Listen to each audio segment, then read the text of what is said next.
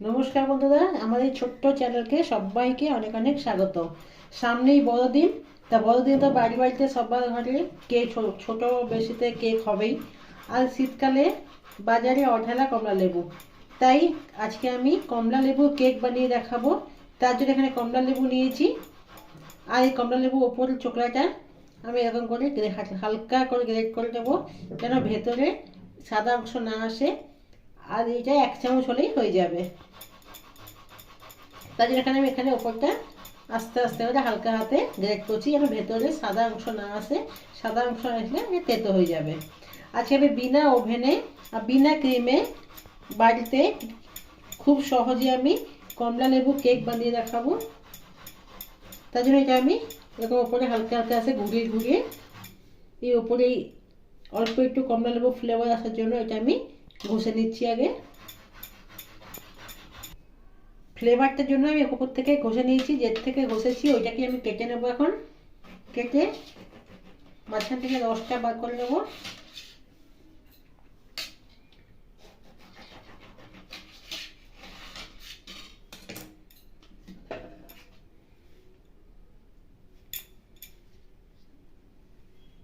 মেশিনের সাহায্যে এটা আমি রসটা বার করে নেব।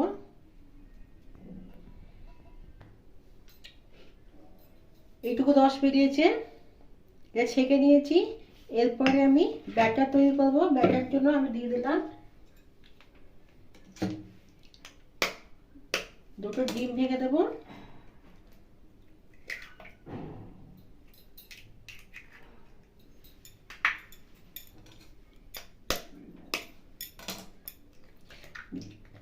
যাই ডিম পছন্দ হবে না, নাও দিতে পারবে।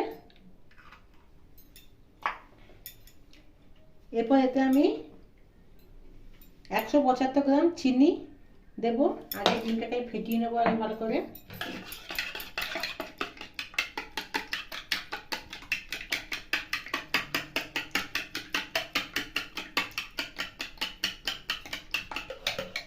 এটা আমি খুব সহজ পদ্ধতিতে দেখাচ্ছি, তাই আমি হাতে ঘোরালাম। আপনার সেটাকে গ্রাইন্ডারে ঘোরাতে পারবেন। এটা আমি 5 মিনিট ঘুরিয়ে ভালো করে গুলিয়ে নিলাম। এবার এতে আমি 175 গ্রাম চিনি গুঁড়ো করে দিয়ে দিচ্ছি। এটাকে ভালো করে মাখাবো, ভালো করে গুলিয়ে দেবো।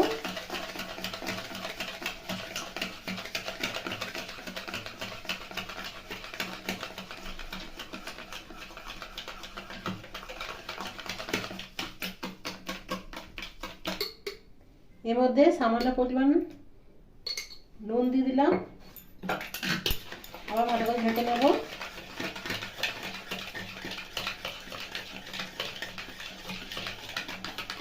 এরপর এতে ওই কাপেই, মেজারমেন্টের কাপেই 1/4 মাপে দিয়ে দিলাম রিফাইন তেল। 1 কাপের 4 ভাগে 1 ভাগ দিয়ে দিলাম তেল। আবার ভালো করে ফেলে দেবো।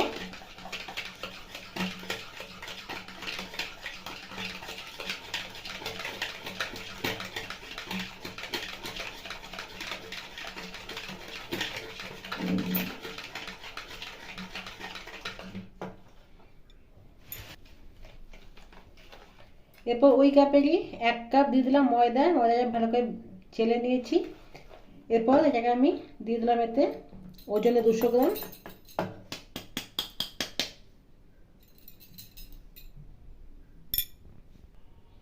দিয়ে দিলাম 1 চামচ এখানে বেকিং পাউডার, 1 টিস্পুন দিয়ে দিলাম এতে বেকিং সোডা। এরপর এতে ভালো করে এটা গুলিয়ে নেব।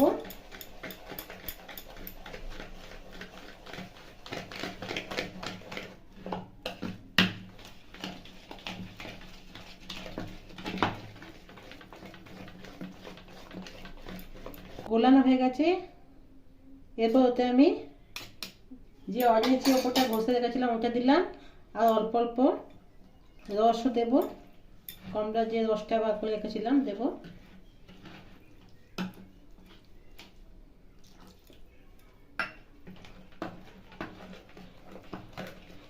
ভালো করে মেশাবো।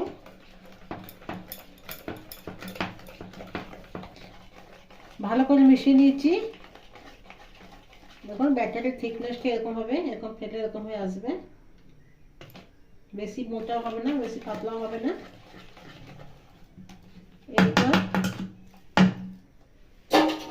এরপর পরের স্টেপে চলো। পরের স্টেপে নিলাম একটা, এখানে একটা জায়গা নিয়েছি স্টিলের, আর একটা কাগজকে এরকম করে আমি তেল লাগিয়ে দিয়েছি। এরপর এই জায়গাটাতে একটু ভালো করে তেল লাগিয়ে নেব।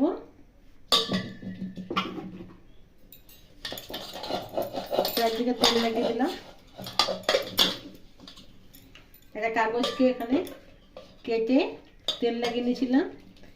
এরপর এই ব্যাটারটা এতে আমি দিয়ে দেবো।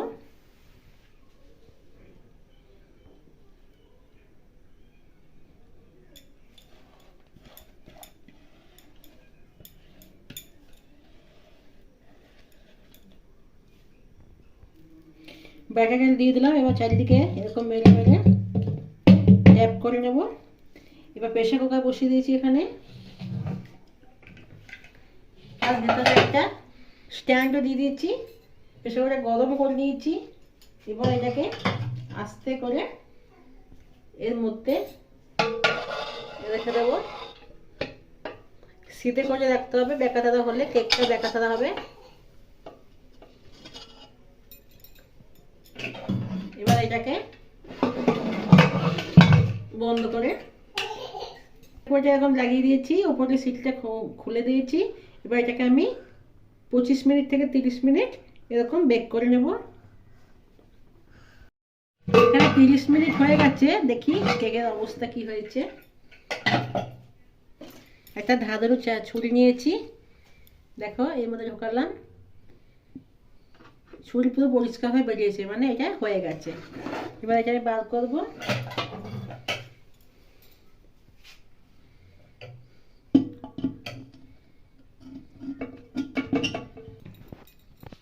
এবার কেকটা সাইড থেকে একটু কেটে নেব।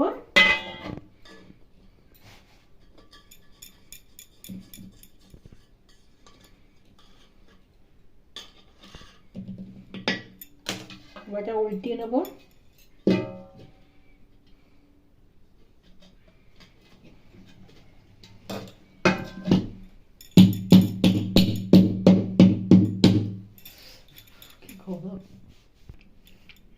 দেখো কেকটা নরম হয়েছে, কেটে দেখাচ্ছি।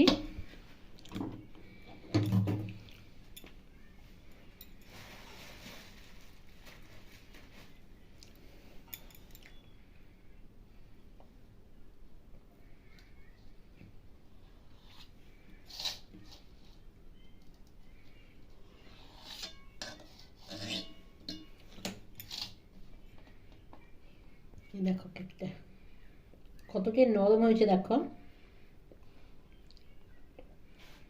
নিচেটা দেখো, উপরটা দেখো। ঘরে কিন্তু অবশ্যই একবার এরকম বানিয়ে দেখো, খুব সুন্দর লাগবে খেতে।